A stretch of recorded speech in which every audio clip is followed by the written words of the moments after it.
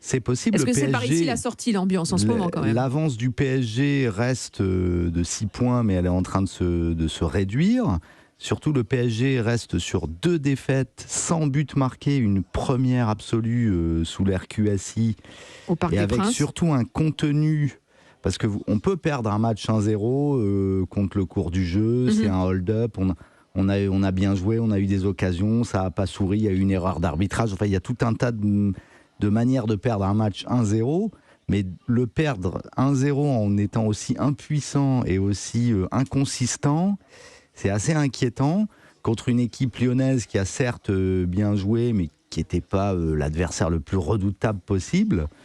C'est très inquiétant quand on voit ce qui est au programme des 2 semaines, des 2 journées qui viennent. Nice et Lens, on le rappelle. Surtout, il y a déjà le fait que le PSG ne joue pas bien, donc ça, c'est pas terrible, quoi. Le Qatar paye assez cher pour avoir un effectif capable de produire du jeu et de satisfaire le public.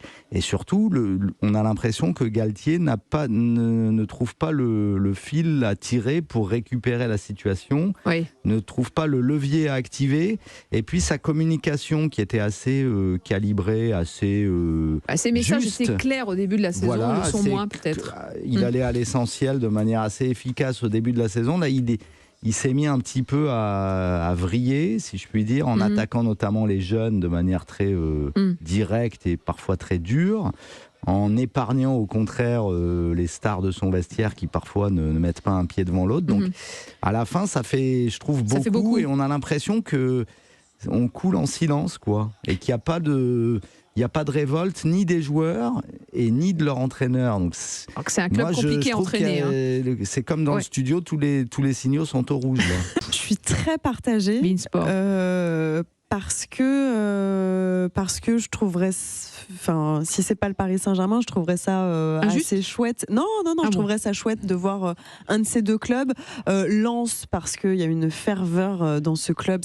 C'est un club, j'ai l'impression quand même qui a l'amour un peu de tous les amoureux du foot. Voilà, c'est historique. On va dire que Lens est devant l'OM, ils sont ex aequo, à la différence de but, 27 contre 25, c'est Lens qui est devant. Et Marseille, parce que je ne suis entourée que de supporters marseillais. Pour avoir la paix finalement. C'est ça. Donc ça me ferait plaisir pour eux. Même si, vous le savez, avec les supporters marseillais, une victoire comme ça, on entendrait parler pendant des années, voire des siècles. Donc voilà. En dehors de rire, quand même. En dehors de rigoler, je pense que Lens a plus de chances que l'OM, parce que je trouve que le calendrier de l'OM est assez difficile. Alors le calendrier de Lens, il est costaud quand même. Ils reçoivent Strasbourg, ensuite ils ont le PSG à l'extérieur. Il y a Lyon, Lens, Lille pour Marseille. Oui. Ça va être quand même dur, et je pense qu'en revanche le match entre l'OM et Lens va être incroyable, parce que ça va être un petit peu comme une finale. Même si c'est pas celui qui sera champion, ce sera en tout cas celui qui décrochera a priori la 2e place, et je pense que ça va être vraiment assez passionnant de suivre cette fin de championnat, et je trouve que ça fait quand même du bien d'avoir ce suspense là dans le foot qu'on recherche, qu'on adore. C'est la logique même par rapport à toute l'expérience de Wendy Renard, qui est sûrement la joueuse la plus capée, sauf peut-être avec des Américaines, mais la plus titrée en France, expérimentée, capitaine. Enfin, à l'OL, il n'y a rien à redire.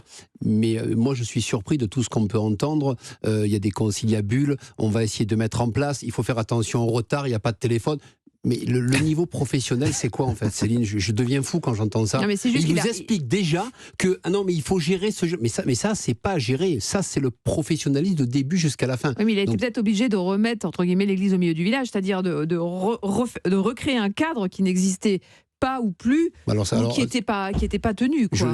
C'était pas tenu jusque-là. J'ai du mal à comprendre que ces problèmes-là arrivent. Après, ce qui est sûr, c'est que si on n'avait peut-être pas une Coupe du Monde qui arrive dans seulement 4 ou 5 mois, peut-être que Wendy Renard ne serait pas revenue, parce que pour moi, ça va être le fusible et l'élément qui va sauter en premier. Parce que là, elles n'ont, quoi qu'il arrive, alors les autres sont absentes, mais Wendy Renard, pour moi, est le fusible parfait si ça va pas, puisque on va lui taper dedans de suite. De suite, on va lui taper dedans, parce que quoi qu'il arrive, c'est elle qui a, entre guillemets, qui a revendiqué, et c'est la joueuse la plus importante, la meilleure défenseuse du monde. Donc, automatiquement... Du monde, aujourd'hui encore ?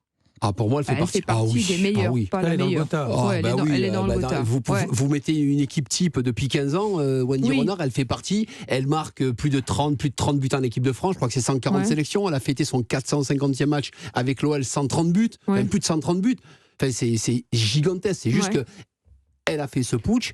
Je pense qu'il faut qu'elle soit exemplaire, mais c'est l'équipe de France, parce que si elle perd, la facilité va être on va lui taper dedans, et d'autres joueurs, on a rappelé Eugénie Le Sommer, c'est très bien aussi, parce qu'il nous faut de l'expérience et des joueuses qui ont connu ça, parce qu'autrement, la génération, elle n'a pas connu ça.